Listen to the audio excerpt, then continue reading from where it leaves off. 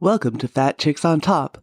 This podcast contains frank discussions about the body, sexuality, and occasionally uses swear words, which may not be appropriate for people under the age of 18. This podcast also uses facts, statistics, and mathematics, which may not be appropriate for liberal arts majors. And this podcast relies on science and reality, which may not be appropriate for evangelicals.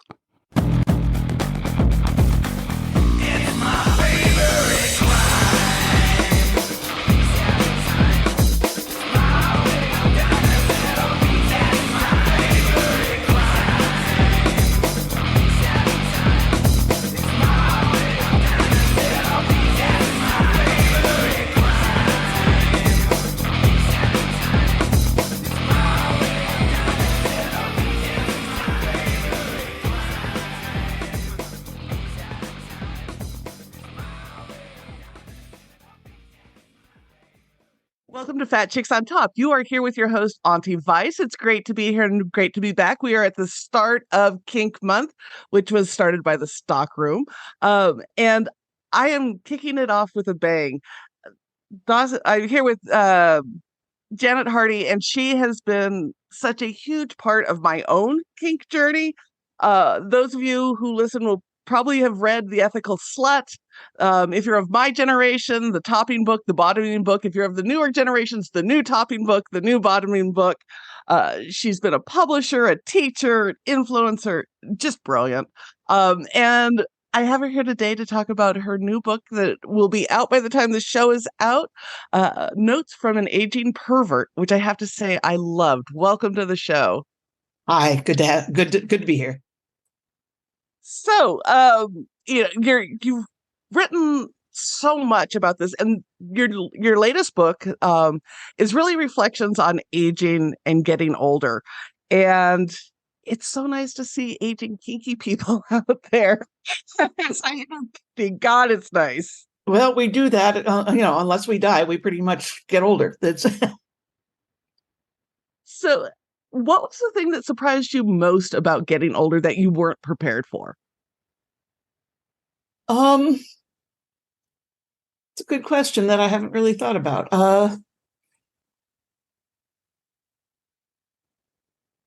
I think the shifts in my energy, my activity levels, my stress levels. I'm just not used to the frantic life anymore. Since we're talking today, I had a couple of urgent things happen in the last 48 hours, and this is the stressiest couple of days I've had in years. Normally my life these days is very calm, which after all those years of running around to parties and speaking engagements and publisher meetings, I like it. I like leading a calmer life. I don't like it when it gets too calm, and I will get in there and shit disturb if things start to seem too steady to me. But my threshold of appropriate calm has changed. And I think that's the surprise. So I know I've been out and teaching about aging and chronic illness because it's something I deal with, and kink. And you bring up energy levels right off, which is huge. And I found, at least for me and a lot of people who I talk to in my classes, having to deal with not having the energy they had at 30 and 40 is really pressing. How'd you learn to cope with it? And was it a blessing that you weren't finally running around, or was it harder to let some of that go? I don't think that's an either or question. I think it is both a blessing and a frustration. I've always thought of myself as someone who can pretty much do anything I put my mind to do, which, some of the things that I do, I don't do quite as well as other things that I do. But mostly, if there's something I want to do, I figure out a way to do it. And now it's still true, but it also means I'm going to be paying for it for a lot longer afterwards than I ever have had before. So some of the things I might otherwise like to do, I don't do just because I don't feel like dealing with the recovery period. I used to delight in doing little repairs and handyman stuff around the house. And I still do a little bit of that, but A, I'm not really very good at it. And there's more money now, so I don't have to do it all myself. And B, it just fucks up my body. And I'm tired of that. It, well, and that's a bad pain. So one of the things you talk about, not only in this book but in others, is being able to sit with good pain Yes, versus bad absolutely. pain. And I think for a lot of people, especially those who are not masochist or who play a lot in kink, don't understand that distinction. So do you want to talk about that a little bit? Um, it's hard to describe the difference. Um, there have been studies done in which someone set it up quite cleverly, where the study subject was being asked to hold onto a metal rod that could be heated. And at the same time, they were having their brain scanned. And at the moment that the pain got to be too much, they would just open their hand and that would be that. It would be done. So what the study was designed to do was to try to track pain in the absence of distress. And what they found is that when people feel like they're in control of their pain, or it's expected, or it's manageable, then yeah, the pain centers of their brain light up, but so do the reward centers. Uh, I've read an interview with the author of the study who said, well, I suppose that might have some application to sadomasochism, but that's not really the topic of our study. And I'm just sitting there going, well, shit, man, if you'd asked us, we could have told you. But, I work often, I work once a week with a certified athletic trainer who is great and who really appreciates the fact that I can tell him, no, if we do this way, my thumbs are going to be screwed. And I'm not going to be able to work for a few days because my thumbs hurt. But on the other hand, yeah, this hurts, but it's something I will recover from. Then keep going. And it's just something you sort of learn by doing.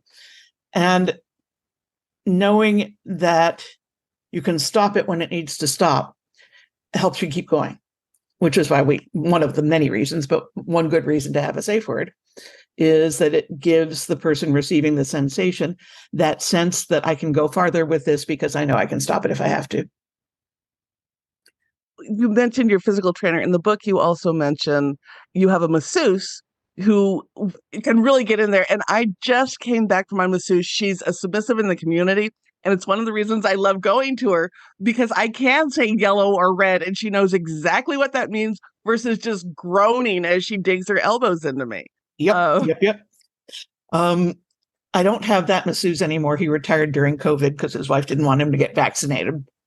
But the one I had in the Bay Area was also a community person. And we did one session together. He had two offices at the time, one in San Francisco and one in Berkeley. The one in San Francisco was a group office with other body workers and other customers there. Whereas the one in Berkeley was the attic of an old house that he rented. We did the first one in San Francisco and decided at the end of that appointment that it would probably be better to do these in Berkeley because I tend to make a lot of noise and I was alarming people. So after that, we did them in Berkeley and I could make as much noise as I wanted to. Catharsis to me is one of the big benefits to good pain, is it gives a container where you can let loose. And I'm normally a rather reserved person. And so having that safe space to not be reserved was a huge, huge thing for me. And that catharsis can help, people who explore catharsis in kink, and pursue those type of things will tell you it's a place they really do feel much more free to express those emotions.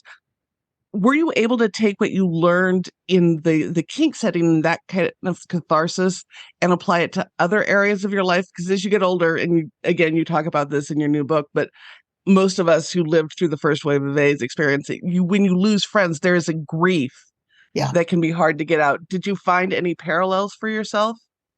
Um, I talk a little bit about this in the book. Grief is not an experience that I have a lot of familiarity with. I'm mostly, I miss my friends when they go, but I don't regret their death. I don't mourn them per se, because I don't believe they're really gone. I think that they are still around. I don't understand exactly the metaphysics of where they are and how they are, but I'm pretty sure that I talk about this at some length. Once we leave our bodies, we are no longer stuck in space and time, which means that everybody is everywhere all the time. So the friends that leave, if they leave before they're ready, I feel bad about that. And I would rather that not happen. But I'm lucky in that most of the important people in my life that I've lost left when it was time for them to leave. My father did assisted suicide after a cancer diagnosis, and my mother did her best to do the same. She was living in a different state, so couldn't pursue that because at the time it was not legal there. But people who leave when their bodies or their spirits say, okay, this is enough of this, and they leave with agency, I can't mourn that. I can miss them, and I do miss them often. But when it's time, and we're all gonna. And once we're not stuck in space and time, we get to do the other thing, which I don't, because I'm stuck in space and time too, and my little bitty meat brain cannot possibly encompass what life would be like without space and time. I don't know what that's going to be like, but I'm pretty sure it's there.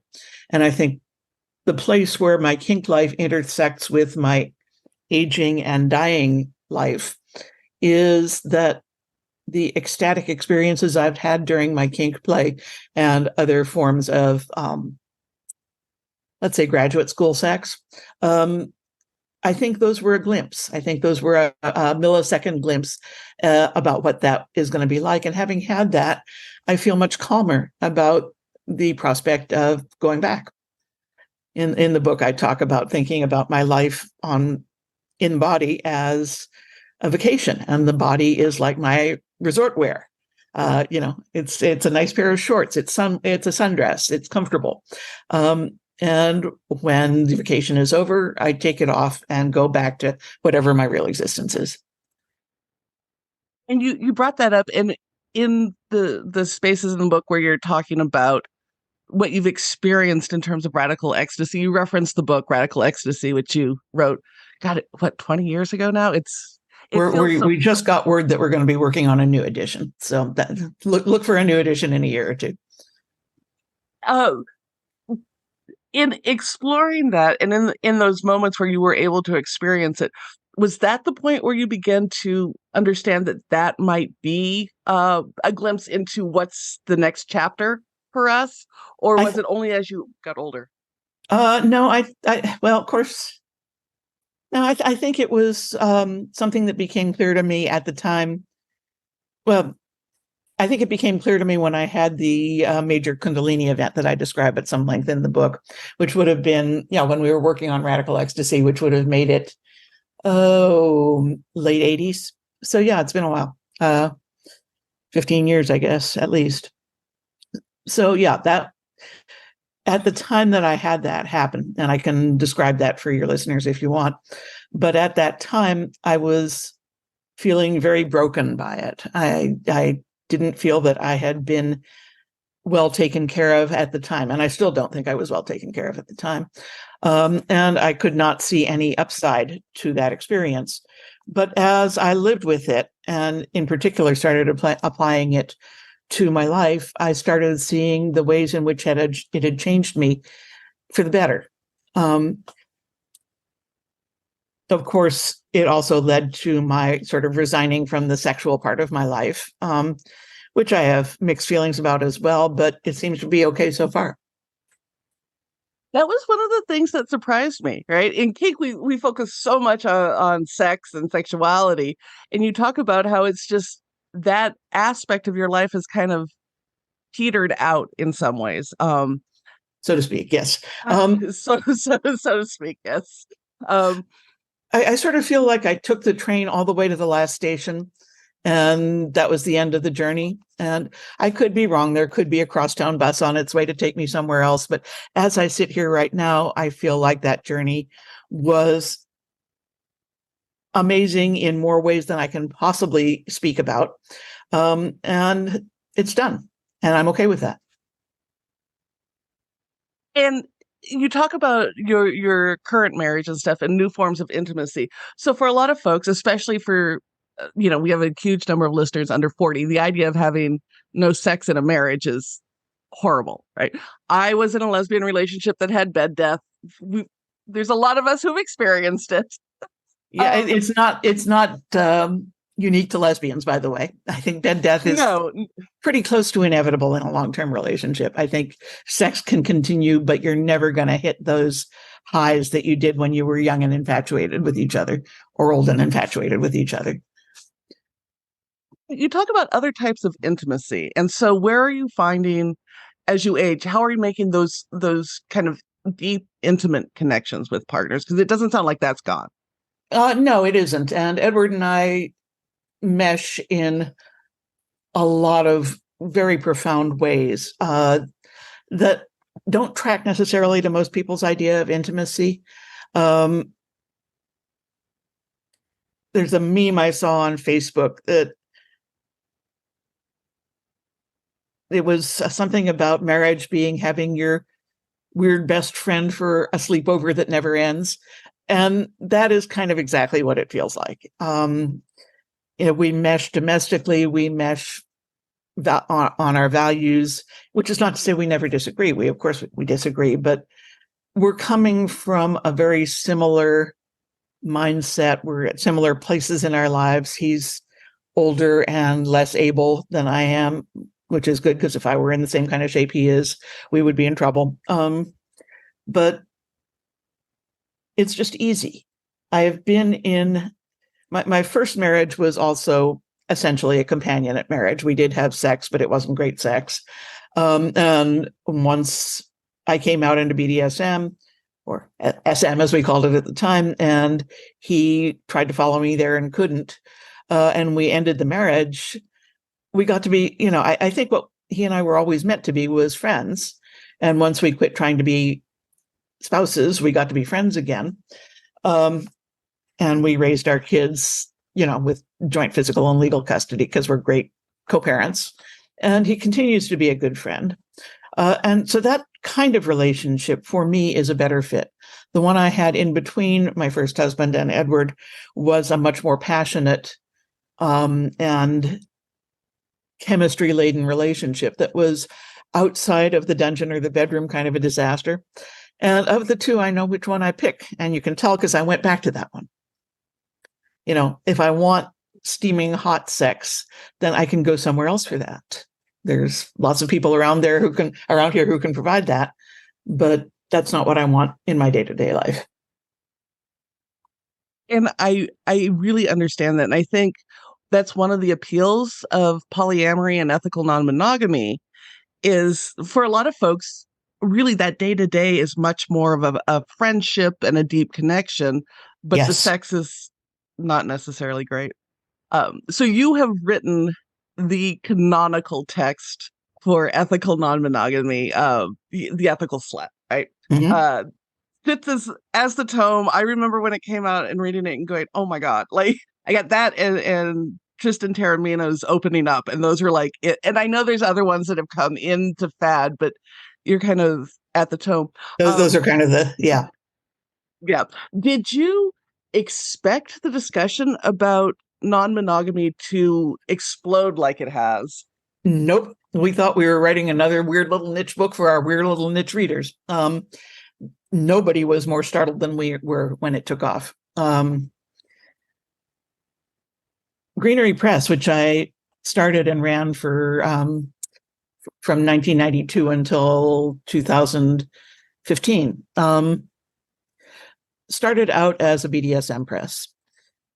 We opened with publishing my then partner Jay Wiseman's SM 101 and My Sexually Dominant Woman. And what happened was we caught the wave of interest in BDSM just when it was starting to build and hadn't crested yet. And that kept us going, for the 25 years I ran the press. And then Slut, again, we did the same thing. We just, dumb luck, happened to catch it right when the wave was starting to build. And, I look at my sales reports every year on that book, and it still continues to climb.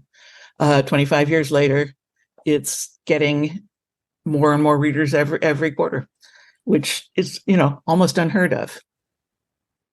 Well, and you've done that with a lot of books. I interviewed Midori a couple months Yes. back, and she is very open that, you and her have talked, and if you would have had any idea the profound impact of The Art of Japanese Seduction, she got amazing deal on that book with you. And Yes, she did.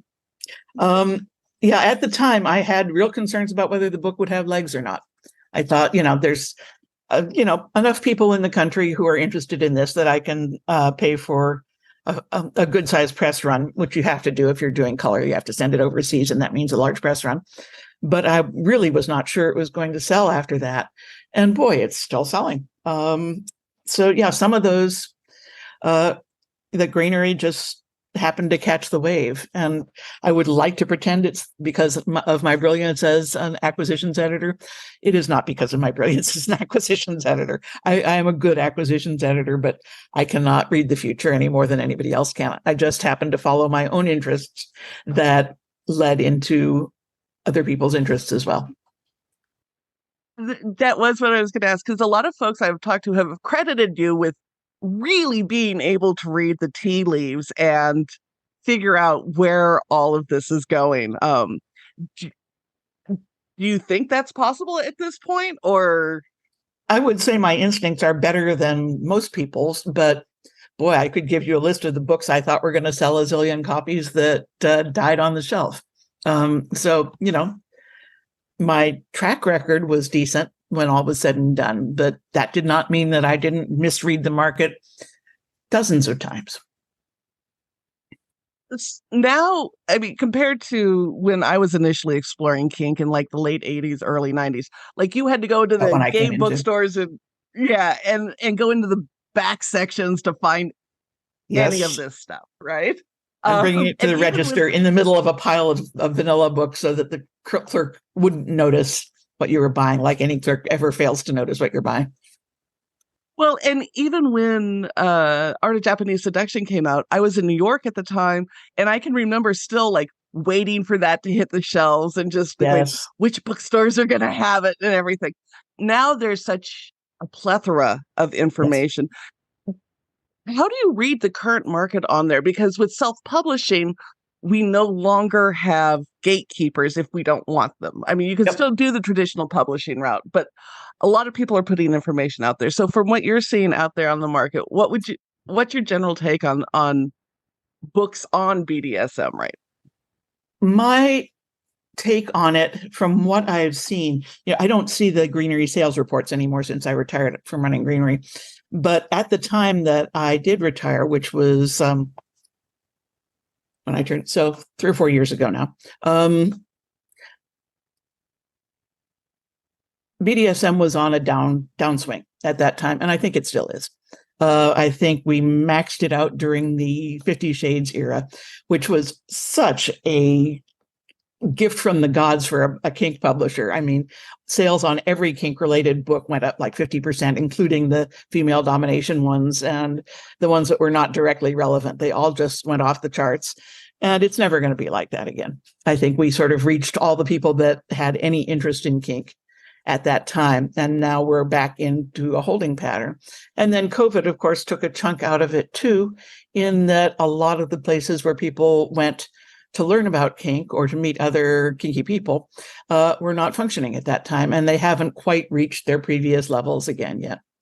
So I don't really see kink as a growth industry right now, which is not to say it may not hit that again. But if I were still choosing books to publish, I would not be looking at kink books with the enthusiasm that I was back in the day. What has changed is the growth in non-monogamy books and Big various time. relationship books. Um, do you have an idea of why that is exploding at this point in time? I mean, there's different theories out there, but My well, there's a bunch of different reasons too. yeah. But my pet theory is that as a culture, and often unconsciously, we are realizing that we were sold a bill of goods about the functionality of the nuclear family. Uh, there's a lot of people in culturally powerful places who still toot the horn of family values. And what they mean by family values is the way reasonably affluent white people lived for about the middle of the 20th century, and that has never worked any time outside that population and that time frame.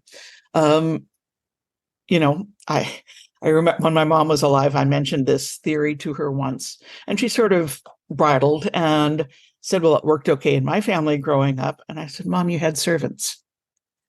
And it had never occurred to her that that made that not a nuclear family. But for a lot of the human race, servants were part of a family. For a lot more of the human race, families were extended families of sisters and cousins and aunts.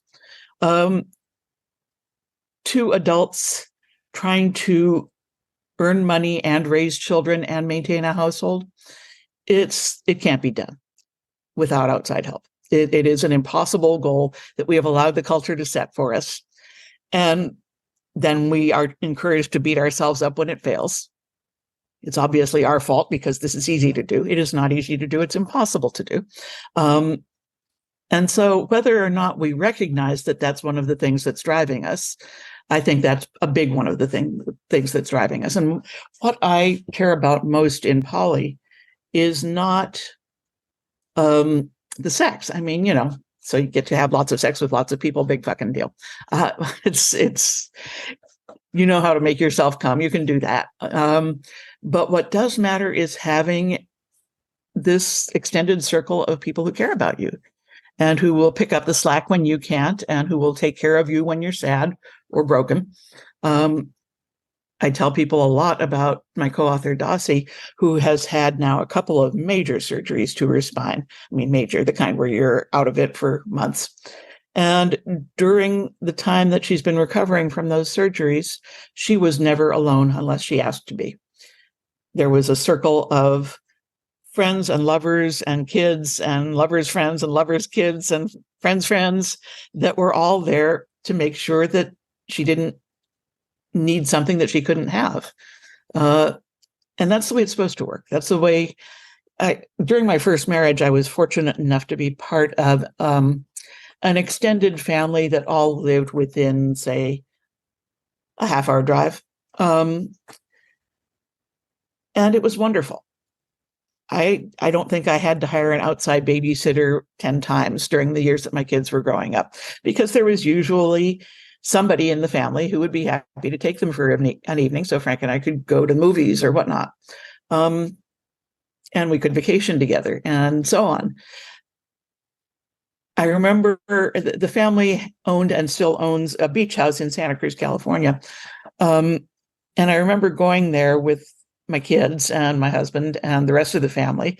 The place maxed out at 17 people. So it would be full of grandparents and aunts and uncles and cousins. And I noticed that my kids were so much calmer and less demanding because they weren't relying entirely on my spouse and me to be the only source of whatever they needed. There were other people around if they needed to help tying their shoe, if they were bored and wanted to play a game, if they wanted a snack. It wasn't all on Frank and me. And that was probably my first real glimmering of, wait, what I'm trying does not work and is not going to work.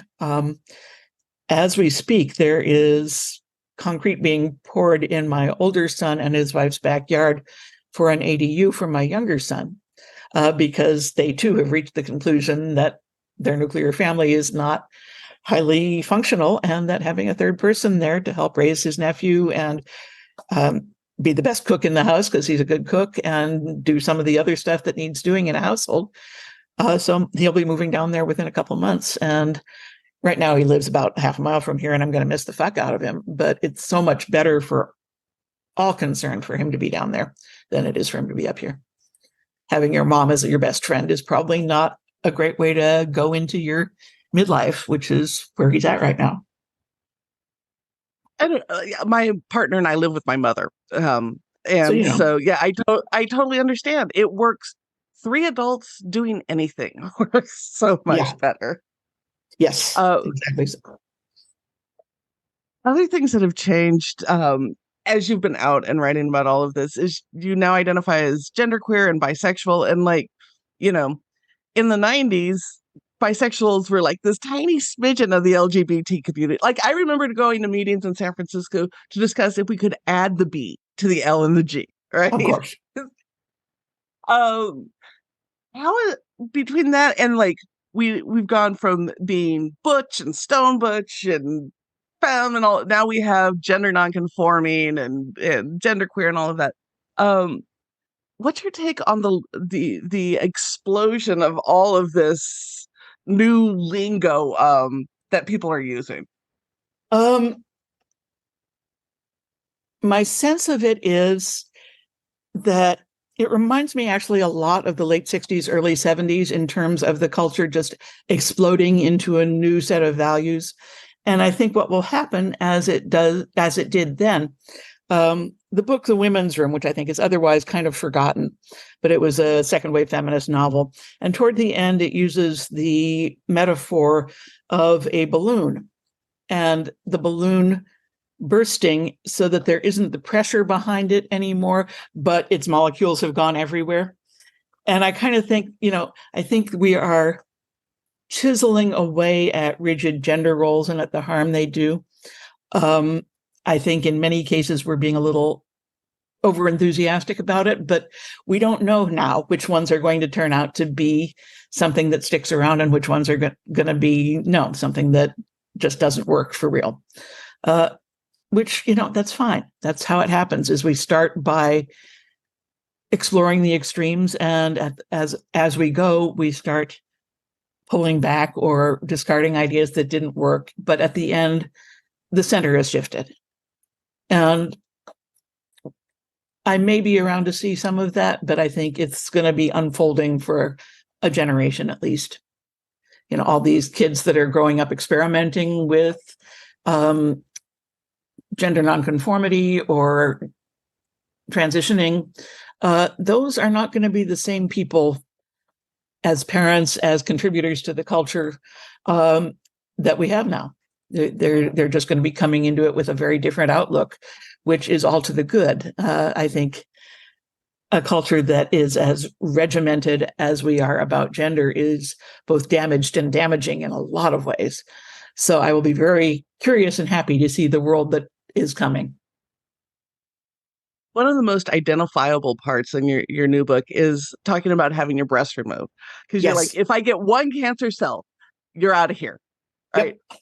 Every year when I go for a mammogram, that's the conversation. I'm like, one of you show anything, we're gone. Yep. Yep. Now, I, as I say in the book, I actually came into a bit of money a few years ago. A couple of my relatives died and left me more than I ever thought I'd have. And I was having that conversation with my boobs, the one cancer cell conversation. All of a sudden I thought, I don't have to wait. I have money. I can do it whenever I want. So I contacted some local friends who had had top surgery and got a referral to a doctor up in Portland. And fortunately, I've heard from other women that they've had surgeons who are reluctant to just lop the whole thing off. But he was not. He was great. Actually, I have to tell this story because it utterly made me swoon with delight. The first time I met him for the consultation, he had a couple of medical students who were tailing him around for information. And at one point, I'm sitting there on the table, tits to the wind, and we're all talking. And I said, actually, by the time this is all over, I will have smaller breasts than my husband because he has gynecomastia. And the doctor immediately crosses his hands over his own tits and said, oh, me too. And then he turns to the medical students and says, in school, they're going to tell you that only women have periods, but my nipples are really sensitive all the time. And there's a few days every month when I can hardly stand to put a shirt on. And I'm sitting going, oh my God, I found myself a sex educator, cosmetic surgeon. How did I get this fucking lucky? I fell in love with him at that moment, and he hasn't given me any reason to change my mind. That's phenomenal. Yeah. And I loved it because so many of the stories, and when you see people posting on social media and stuff, it's all of these, gender nonconforming or trans folks who are like in their 20s. Yeah. And for those of us who are well past that, it's lovely to know that, like, yeah, you can, and you don't have to do all the, well, now I'm changing my gender identity or anything. It's just, they're gone. You have to do some of those if you want the insurance to pay for it. You either have to have enormous ones that, are hurting your back, which a friend of mine just had hers off because of that. And if that's not you, then you're going to have to pretend to be gender nonconforming at least long enough to convince a therapist before your insurance will pick up the tab. It's not necessarily an easy process. I did not have to go through it because I was perfectly prepared to pay out of pocket. But that's the downside. It is. So one of the reasons I've been trying to pull in people who are over 40. Things I really believe is old queers really have a lot to say that the young folks don't know. Yeah. And, a lot of people I know who are under 40 and who are in the queer community right now is absolutely terrifying, heartbreaking. They've never experienced anything like this. Yeah. Those of us a little older have some insight. So you've been around, you've seen a lot of shit. What would you say to the young queer folk out there? Actually, I have a story. I was in San Francisco for, I forget what, but I was standing in line for coffee at this sort of tragically hip Mission coffee shop with a line out the door while I was waiting for my date to show up. And I was eavesdropping on the conversation going on behind me, because what else did I have to do? And it was a young gay man talking to his friend. And he was talking about having been on a date with a new guy the previous night. And he was very worried because he said, and we wound up making out. And I'm really worried. Is he going to think I'm a slut? And at that point, I was trying to keep my mouth shut. I couldn't. So I turned around and said, A, if you were making out with him, he was making out with you. So he's a slut too. So you're well matched. And B, what has the world come to that a 60-year-old bisexual has to tell a 20-something gay man that it's okay to make out on the first date? I think that's the downside to same-sex marriage is it's made a lot of people as heteronormative as heterosexuals, and heterosexuals do not have it right. I'm sorry, they just don't. And trying to do it the way they do it is not an advancement. It blows my like some of the conservative ends of the younger folks blow my mind. My sister called me maybe 4 or 5 years ago, and she's lived in San Francisco for the last 25 years, and said, Beck, what's a power bottom? And I'm like, don't they have that on the LinkedIn pages by now down there? In all fairness to your sister, it is a rare week when I'm not on Urban Dictionary once or twice because someone has used a new term that I hadn't heard about yet, and it's my job to stay on top of these. But yeah, no, it's crazy to me how in the queer community we're really we're getting a whole push for conservative, much more conservative than there were. Yes. Do you see that swinging back anytime soon? I hope so. I see there's a fundamental crack in the world between, let's call it binary queerness and non-binary queerness. A lot of people who have always been Kinsey zeros, or Kinsey sixes, I'm sorry, who are really uncomfortable with the middle ground, with those of us who are gender nonconforming or who judge a potential relationship primarily by the gender of the person we're considering having it with, and those who do not. And I think the folks who are sort of binarily oriented with their I'm not even going to say queerness because I tend to use queer for the non-binary people, but let's say their gayness. There's a lot of judgment, and until that gets resolved one way or the other, I don't see that rift getting healed much. We still occasionally see a brouhaha in the kink community, and I'm sure, I don't even hang out in the kink community much anymore, but I'm sure you're more aware of this than I am, where some group decides that they're sash competition or their party or whatever, their conference is going to be for cis men or cis women only. And I'm of two minds because on one hand, I think if it's a private event, baby, you do you. If you only want left-handed redheads, have fun. But on the other hand, it seems like a very dinosaur way to approach the problem. And I don't know when it's going to resolve or how it's going to resolve. There are genuine differences between trans people and cis people. And I think we don't do ourselves any favors when we get simplistic about a trans woman being a woman or a trans man being a man. And like that's the end of the story. That is not the end of the story. There's all different kinds of ways to be a woman and all different kinds of ways to be a man. And that's one of them. Actually, that's about 3 dozen of them that I can think of offhand. But to pretend that there's no difference at all, I don't think that's leading us down a good path. So I don't know how it's going to resolve. Yeah, I didn't think I would live to see gay marriage, so here I am. And it's going to be interesting times in the Chinese curse sense of the word for many of us, but more interesting than prodding along trying to be, John Wayne and Marilyn Monroe, because that shit doesn't work for most people. It doesn't. It doesn't. For most of your life, you were a California resident, Sacramento, Bay Area, all of that good stuff, which is where I come from too. And now you're up in Oregon. Yes. How is it? And people tend to think Northern California has some uniqueness, and we definitely have our own politics. Yes. How has been relocating to Oregon? Eugene it's a college town. It is a very blue town.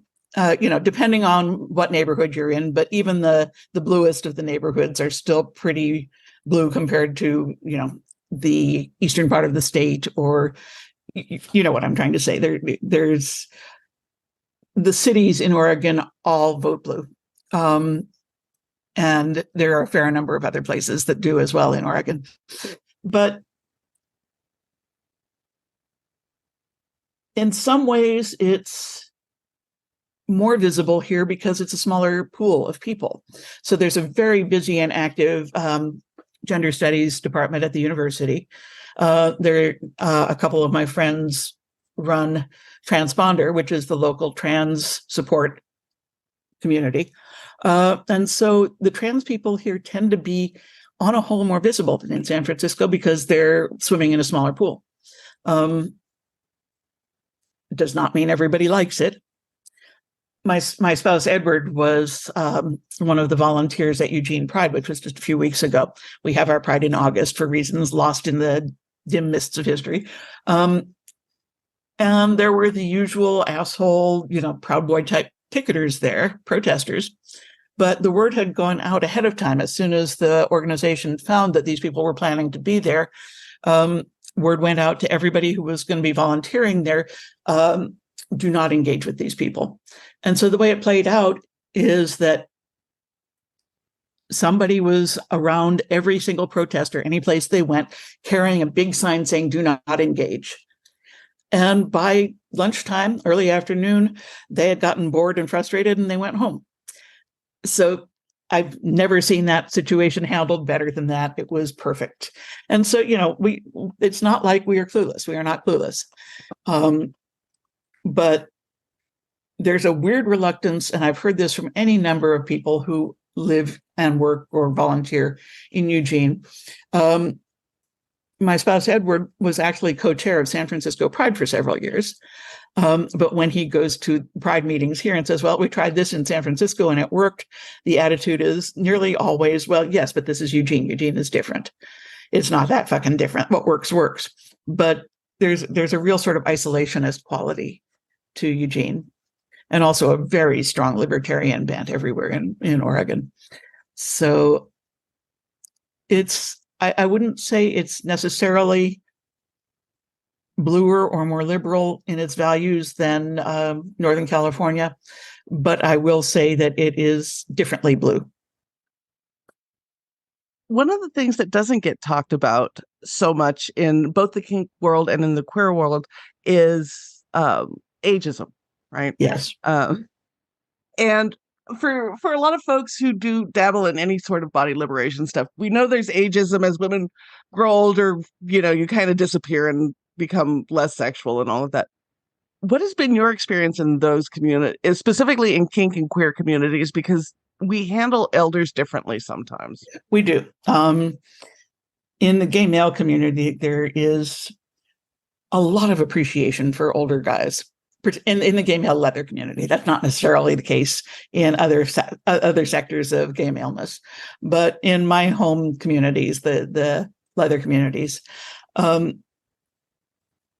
lot of my friends who are gay men in my age bracket are very popular fellows indeed, because they have a grounded quality that, if you're going to open yourself up the way we hope to open ourselves up in kink, we want that groundedness. We do not want our partners changing their minds or not knowing how to deal with the situation. So someone who's been at this for a double-digit number of years just feels safer to play with, I think, for a lot of us. Plus, I think the whole daddy imagery is powerful. In all communities, I don't see mommy kid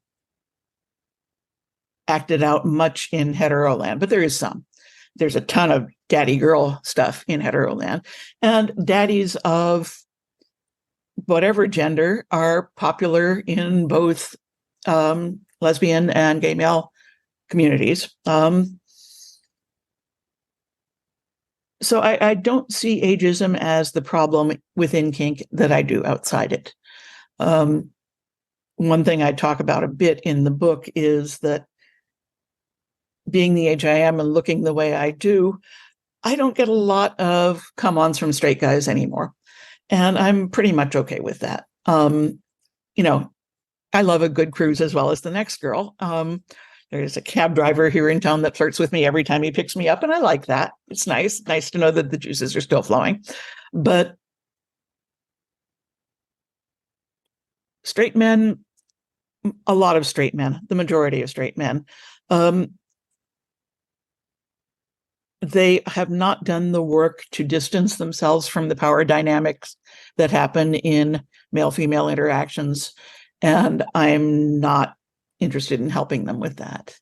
It's not my job. If you want me to help people with that, pay me to write a book and I will happily do so, but not what I want to do in my spare time. In terms of non-straight men, for whatever value that is, bi men, queer men, trans men, all of those, my age and size do not seem to be an impediment, and they certainly are not in the women's community. So heterosexuality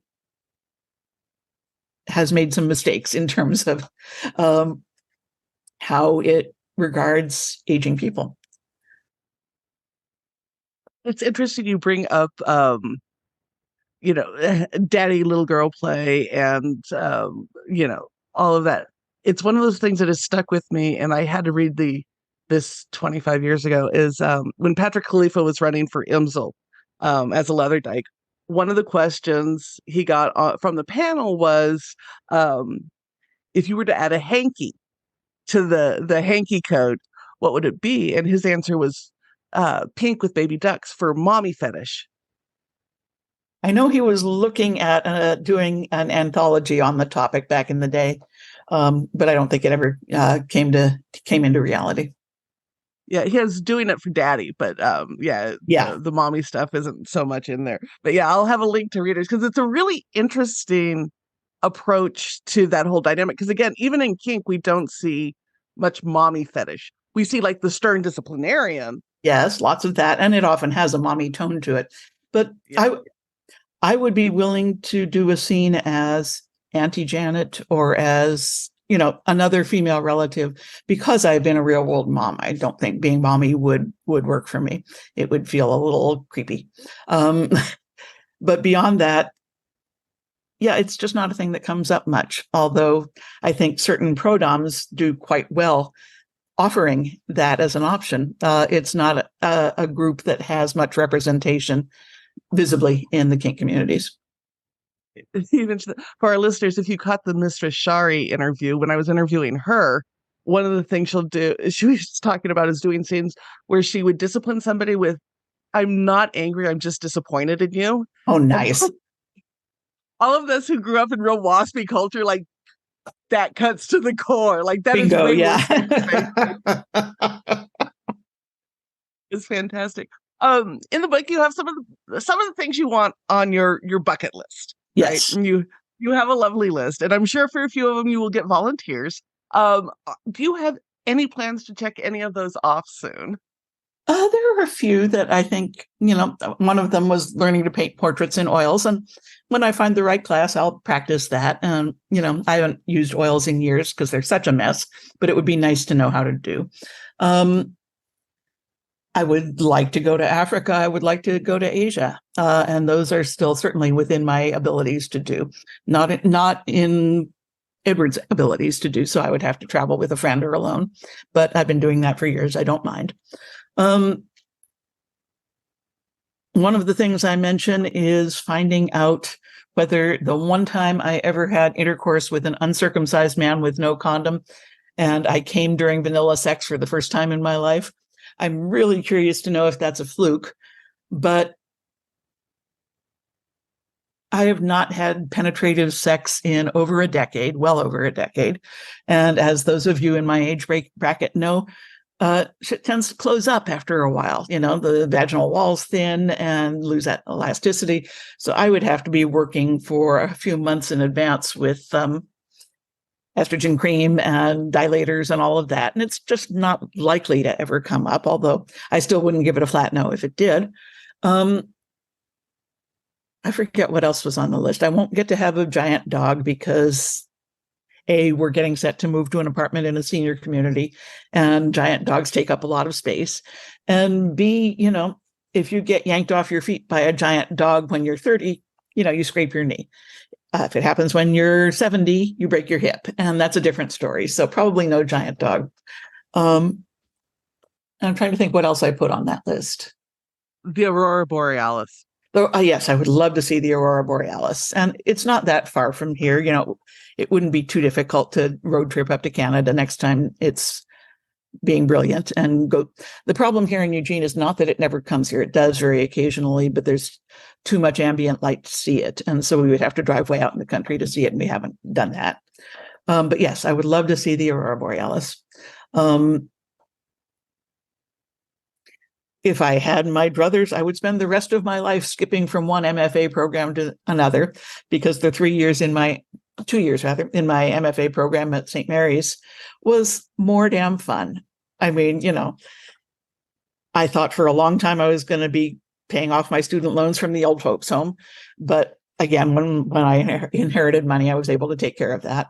And 2 years with your primary goal being reading and writing and talking to other people who are also reading and writing. Oh my God, it was so much fun. And I would probably want to do 1 or 2 MFA programs in art as well, because as you know, I've been working on my illustration skills. The book has several of my drawings of aging perverts that I've known or imagined. And I had a blast doing those. And they were a lot of fun. What are you currently grateful for? As someone who spent the first almost 50 years of my adulthood terrified about money all the time, having money, they tell you it can't buy happiness, and no, I don't suppose it can, but it sure does make happiness easier. I mean, if you're determined not to be happy, money isn't going to fix that, but it clears the decks for you to do things that do make you happy, instead of going and doing whatever your shitty day job might be. So yes, I'm very grateful for the money. It's still sometimes very disorienting, but that's a really good problem to have, you know. I'm grateful to be in a supportive and fun relationship. In terms of my primary relationship, I am very grateful for my children who grew up to be terrific human beings.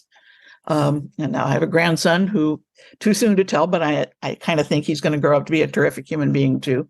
They just sent me a video. Apparently, the day that the hurricane hit LA, they were hunkered down in their little house and they had Singing in the Rain on TV, which seemed appropriate. And it's Felix dancing to the Moses Supposes number in Singing in the Lane. It's just the cutest fucking thing you ever saw. My daughter-in-law, Destiny, dances. And so he's seen Destiny working on her dance routines with the TV on to play the music. So, of course, he's trying to dance too. And so, yeah, I love my family. Frank and I make good kids, and they are great kids. What else am I grateful for? I'm grateful for my relative health. I mean, for going on 70, I have the stent, which seems to have been a one-off. And other than that, you know, blood pressure is good, heart rate is good, lungs are great, teeth are great. I seem to be managing pretty well so far, knock wood. And it's wonderful to hear. And I hope 70 and beyond brings much, much joy. My mother died at 74. And I resemble her physically a great deal. But she also smoked for a lot of her life. I mean, she had stopped for 20 years before her lungs caught up with her.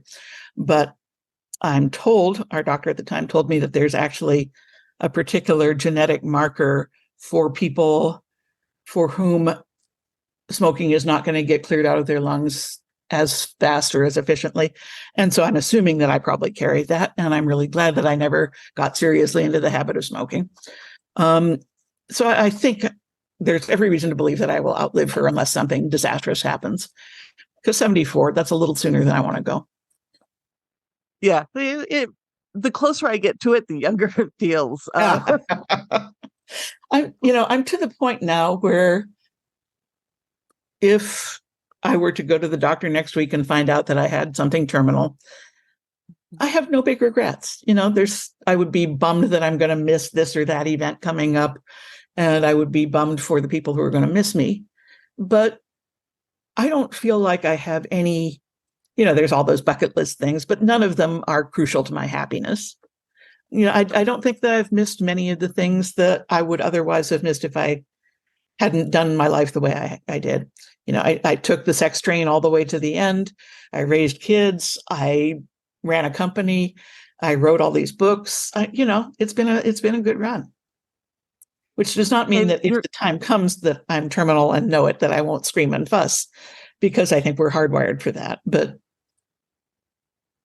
will it really, really distress me? I don't think so. I hope not. And only time will tell on that one. It's quite true. And thank you for all of your work. It has been so quintessential to my own journey and to so many other people. And I love reading everything you've put out, this book included. So listeners, go pick up Notes from an Aging Pervert. It's just beautifully written. I loved it. Thank you so much for being on the show. This has been wonderful. If any of your listeners are going to be at the Folsom Street Fair, I will be there signing books. And also a couple of nights before the Folsom Street Fair, I will be reading at Micro Black in San Francisco on Thursday night, the 21st, I think, or maybe 22nd. The 21st. And I only know that because I'm down there teaching. So I will be there and get to meet you in person. Okay, it's excellent. been wonderful. I'm looking forward to see you then. All right. It was lovely talking to you. Do you want to plug any websites or anything before you go? I'm trying to get my website situation straightened out. Right now, my primary there's a website at notesofanaagingpervert.com and another one at janetwhardyauthor.com, but that's a really long URL and I'm trying to buy back janethardy.com. One day at a time. Anyway, in the meantime, if they're desperately curious, and I'm easy to find on Facebook as well, which is where I actually do most of my posting because I'm old and that's what we do. Thank you so much, listeners. We will have all of those links and more, including links to Janet's new book. Thank you so much for being here and have a wonderful day. You too. Thank you.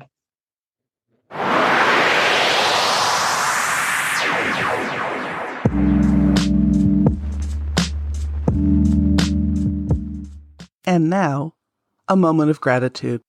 As someone who spent the first almost 50 years of my adulthood terrified about money all the time, having money, they tell you it can't buy happiness, and no, I don't suppose it can, but it sure does make happiness easier. I mean, if you're determined not to be happy, money isn't going to fix that, but it clears the decks for you to do things that do make you happy instead of going and doing whatever your shitty day job might be. So yes, I'm very grateful for the money. It's still sometimes very disorienting, but that's a really good problem to have, I'm grateful to be in a supportive and fun relationship. In terms of my primary relationship, I am very grateful for my children who grew up to be terrific human beings. And now I have a grandson who, too soon to tell, but I kind of think he's going to grow up to be a terrific human being too. They just sent me a video. Apparently the day that the hurricane hit LA, they were hunkered down in their little house and they had Singing in the Rain on TV, which seemed appropriate. And it's Felix dancing to the Moses Supposes number in Singing in the Lane. It's just the cutest fucking thing you ever saw. My daughter-in-law, Destiny, dances. And so he's seen Destiny working on her dance routines with the TV on to play the music. So, of course, he's trying to dance, too. And so, yeah, I love my family. Frank and I make good kids, and they are great kids. What else am I grateful for? I'm grateful for my relative health. I mean, for going on 70, I have the stent, which seems to have been a one-off. And other than that, blood pressure is good, heart rate is good, lungs are great, teeth are great. I seem to be managing pretty well so far, knock wood.